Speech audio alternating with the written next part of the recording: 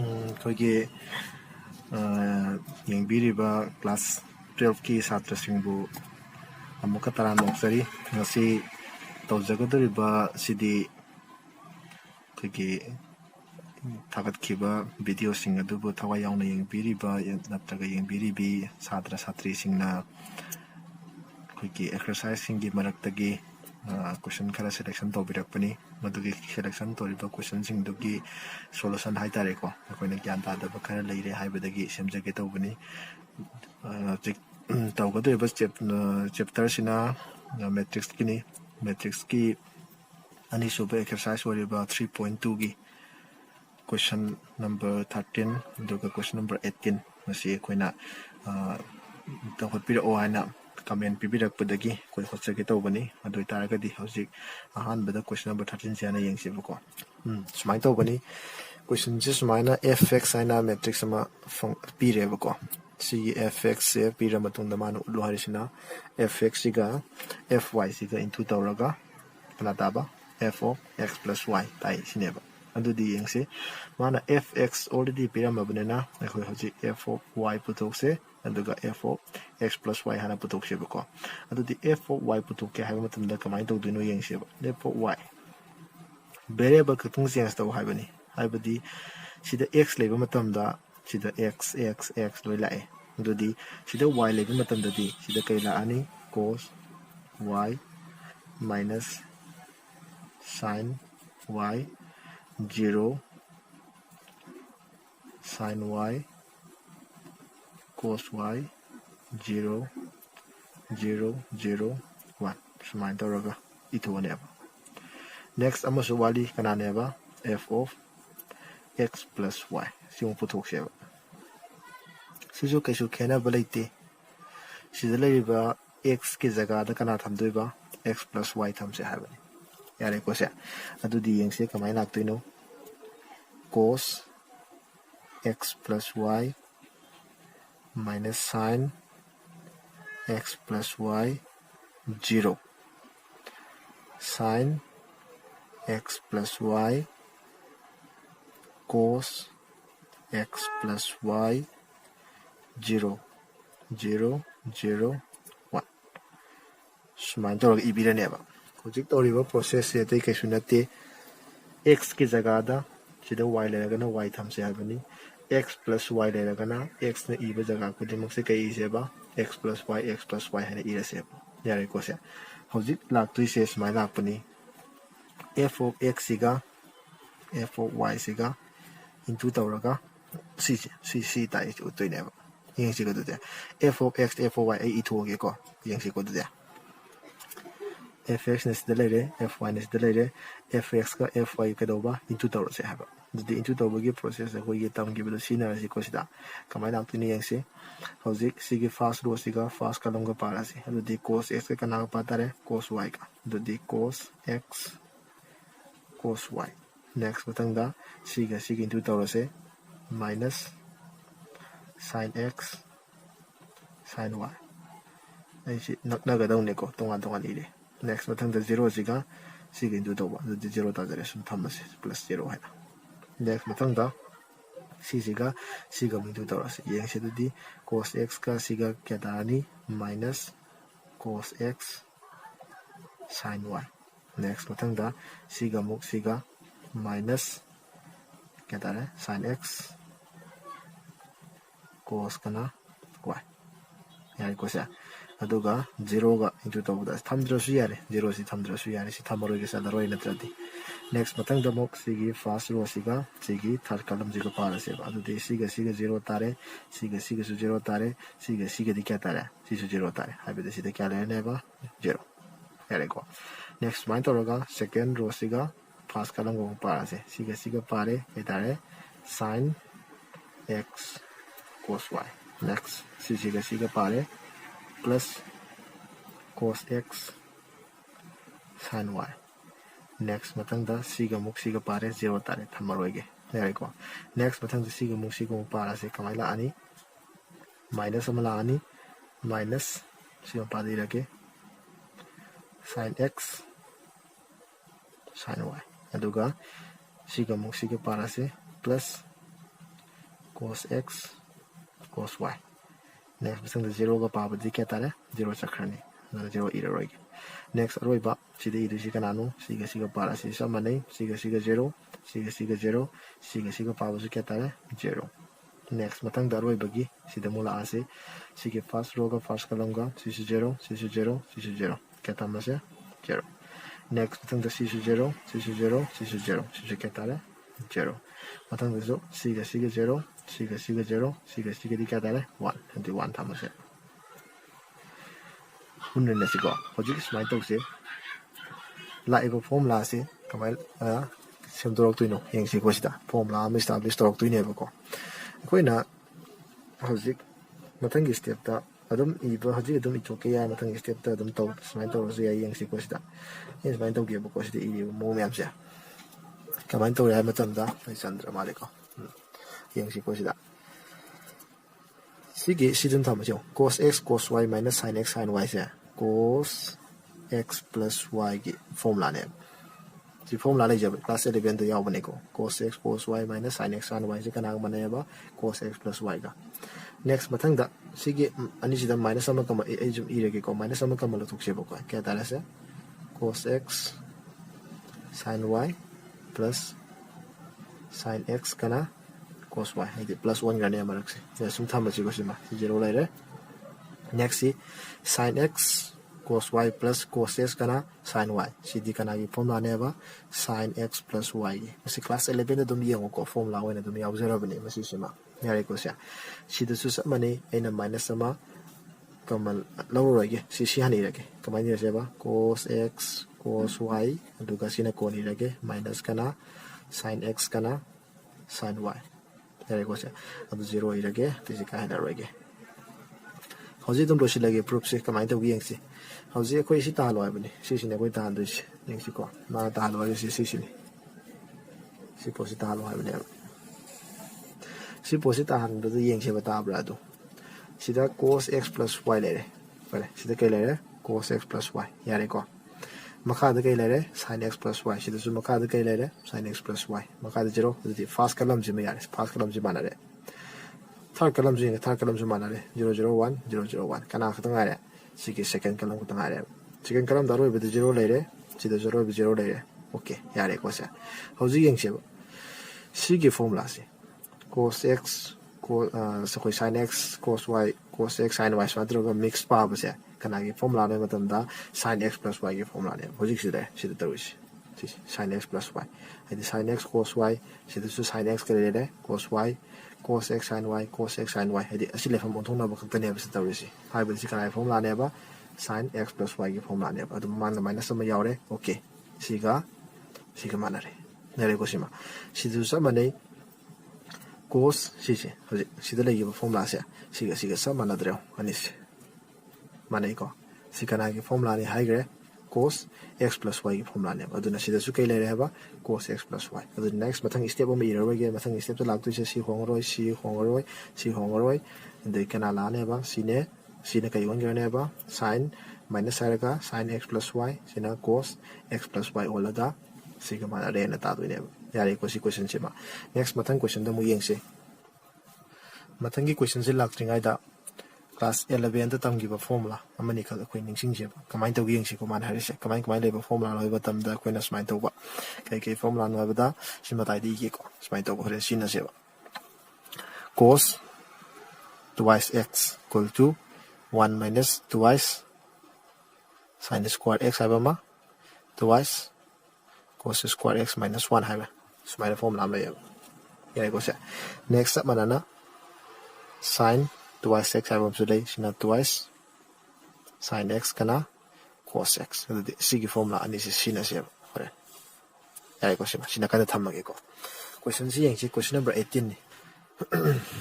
yengse mana question the pdc a se pyramid mana aduga si ut lo haibani adu si ut na bona bada khoi si de hawa se si khela si ka complex we baza ka se si de hawa so ira se mo itoki ko na una sida yengse ena right hand side smai to e matam ji da ina to si kamai to dune ba si ki I ki jaga si h identity have an identity order kya ke tare order 3 ki adu di I su sinjin bi rase a sinjin bi rase le jing je adu ka si su tham ba se yare ko se itoki ko kamai to yengsi ko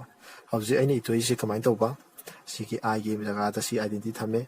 minus थमे A की जगह दा सी A सी थमजले दुगा सी bracket अमु कुशले दुगा पांदा स्माइ थमे यारे कुसिमा हौजी तौदिसे से खाइदोंना रसे सी खाइदोंना मतम तादुइ रिजल्ट से अनदर मैट्रिक्स अमा तारानी कमाइ तागे यंगसिको 1 दगी 0 खाइदो ए 1 तारे 0 दगी सिदा माइनस अमा तौदुने सि कई 1 गर्नी प्लस 1 गर्नी कई तावरेसे 10 अल्फा बाय 2 सिदासु 0 दगी माइनस तौबने सिना माइनस करी 1 गर्नी 10 अल्फा बाय 2 1 दगी 0 खाइदो ए 1 तारे ओके स्माइना मा फांगे सोंतो सि इबिरेसे को सिजा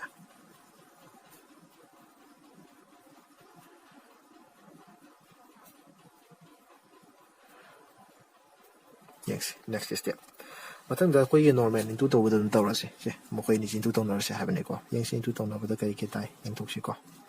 हौजी सी इनटू तौरसे दी 1 गा सी कई तारे cos alpha C the plus sin alpha 10 alpha by क्या 2 next मतंग दा सी को पारसे 1 के तारे से minus sin alpha next मतंग दा सी plus cos alpha 10 alpha by 2 स्माइ थामे next baka da mula se siga para se kya tarani minus cos alpha duga 10 alpha by 2 next siga para se plus ke dani sin alpha object siga mu para se kya tarani se minus sin alpha duga siga 10 alpha by 2 next matang da 1 ga mukana ga plus kya tarani se cos alpha siare ko hauji laktui se moni yeng si ko aina formula se sina duini nasa ina e ki formula se si khara di p ko picture si yeng si formula da mar hai si cos twice x hai bata si formula se le si le jare ko se si hoi han already class 11 da tamu la bang tani sida haining ise aina sida twice x lak pada sida x la eba sida su x la eba ai tangkai han thare eba adoi taragadi aina sida x tang le ram bata taragadi x tang le ram bata taragadi सी जगह तो कई लाख तुइनो हाय मतलब तो तंखाई हंते याबने ना क्या ला आने हबा x by क्या 2 ला आने अदे फॉर्मूला से इन सिदल उरिबा cos alpha sin alpha हाय बमेम से सिद सुमंगा दो ऑन तो बेनी हाइदि twice हाइदेबा twice alpha हाइदेबा सुमने की alpha खतंग हराम बनेना हाइदि x खतंग ओय मतम दा सी की फॉर्मूला सिद कई ला कने हबा 1 minus twice sin square x हराम बसे कई ला कने हबा x by 2 हने सकरने हबा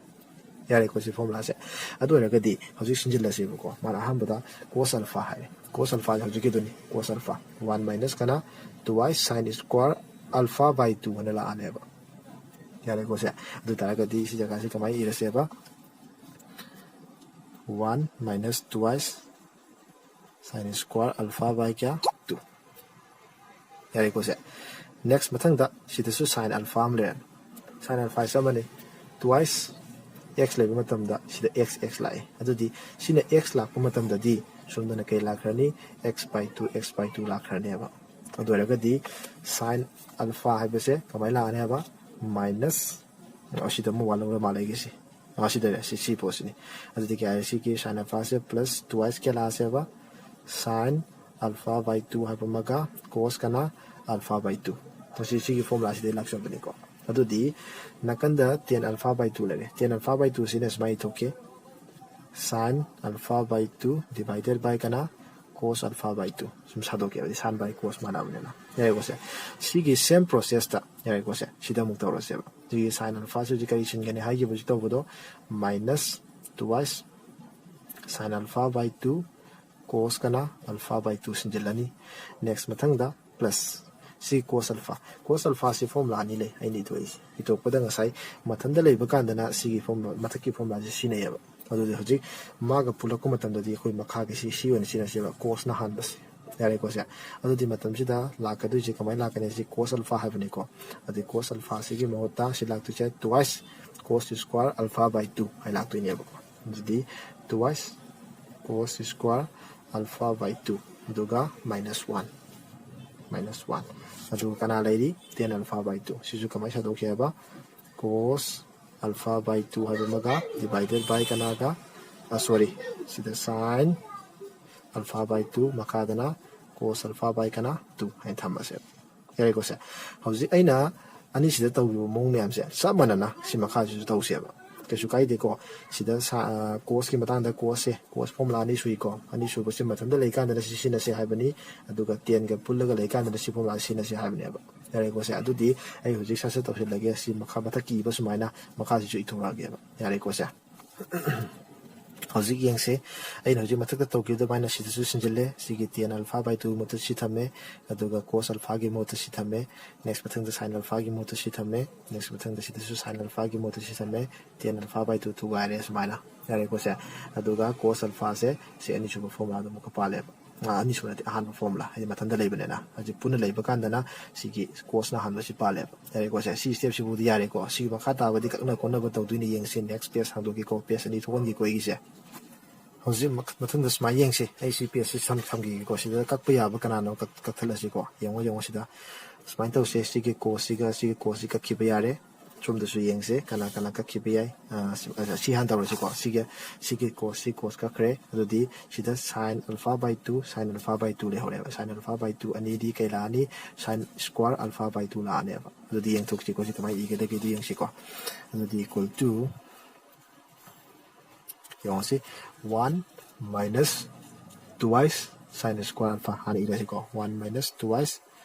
sin square alpha by kya 2 si ja plus si to twice adu alpha by 2 ni 2 tawrab ne na kya tare se sin square alpha by 2 la khrane ba yai ko se si ge thap bore next ida mung lak se minus twice sin alpha by 2 cos minus sin alpha by 2 cos alpha by 2 aduga si into tawra se mathang mathang yong si into tawra pada cos amam ka kre sin am le hori kya tare se plus twice sin alpha by 2 amaga cos alpha by 2 amaga le hori ba si into tawra pada cos amam ka kre ga yare ko se si into tawra di masamak tare masamak ting sai kai ne hai ge koina 10 alpha by 2 ta jagre ma sin by cos ne na yare ko se si sab manaba process ida yare ko se si su tang tho se yare ko se si su into tawra se han bada si into tawna re kya tarani minus twice sin alpha by 2 cos alpha by 2 le jare si into tawna re minus 10 alpha by 2 laksare next si ki formula stam bi ne plus twice sin alpha by 2 cos alpha by 2 ai ni ibeda soire ko si sing bada sima pa sana loi damni si na si ki ss sima pa ide i ge dawne ko ni ibeda chan de khar lap thong i ge dawne ko pare sum lai rasno next mathang da si ge mo ira se si da su sa mane nga sai ge da mai ka dawra se ba si da mo si ki ko si ga ka ko kya ta re minus twice sin square alpha by 2 du da di minus twice sin square alpha by 2 next sum da kai lai plus 1 minus twice sin square alpha by kya tara se 2 yare ko si boba next sida lak makha ta ba kai lak yang tok si ko adu di hojik si ka ki ba yare kya le hore 1 le hore sida su si ka ki ba yare kya le hore minus 10 alpha by kya 2 le hore next sida su si ka ki ba yare sida na kya le hore ko gi si chumi ko adu di sida na kya le minus 10 alpha by 2 yare ko sa aduga sidana mo siga ko isi suru yaura kakki da ubani kakpa yaudra male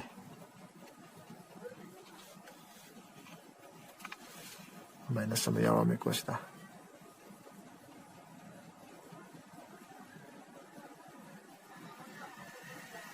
sida suru yaura male da yin siko sida suru yaura me sidang shendong ki ko try to ba na sai siga into to matam da yung siga into to di kai tare se c plus c positive plus la ka da me sure adu ko ma da sure ba su yaro ba le yang si ko siga si tare next siga si tare deki siga si ta tare okay yare sum de adu di yang si sida sigi c minus c plus way dong ne ko adu ta ga di si su kai way dong ne ba si su plus way dong ne adu ko swai da swai bom ju lai re sai I ba checking le yang out re ka dai da ma tam da swai to ba sigi du to ba do sida ma da minus am le ba minus kai way dong no c plus ta ga dong ne ba si plus way dong ne ba dai ko sa adu si su kai way ni plus way ni adu di yang se siga ka khra ga kya ta hore ba 1 ta hore okay hojik si yang se bu ko aina si smai to ke ya bu yang si ko aina 1 0 0 1 plus 0 minus 10 alpha by 2 10 alpha by 2 0 aina sise sumai ithokpa yayaba sumaina haidi si processor si plus tawkan masa mukta de ado sida te kana sunati masai ga sida I duni ado plus sina kana neba ye duneba yare ko sa sumai tawraga sigi horokpa de sidere sidai hore doga sigi kana tare base left hand kana side tare sumai no shin de yare ne ko sija sumai tawraga te question khang da bsing nei raga su sum ko habiro ko sigi mongda dum ko yaring kai hot na ba dum hom jarake dana angang sing su yam kan hona ro lockdown monung lai basida no su lai pa hom khung khanga maroi khang draga su sumai na tek to sum hot pasina kala makhai di khana gadra khale dana any khang da ba lai bada ko help tong na ba dum lai jage dana all the best no su laina mai pak pa du noina oiro hai basi haraga masigidi matai si losinjarage thank you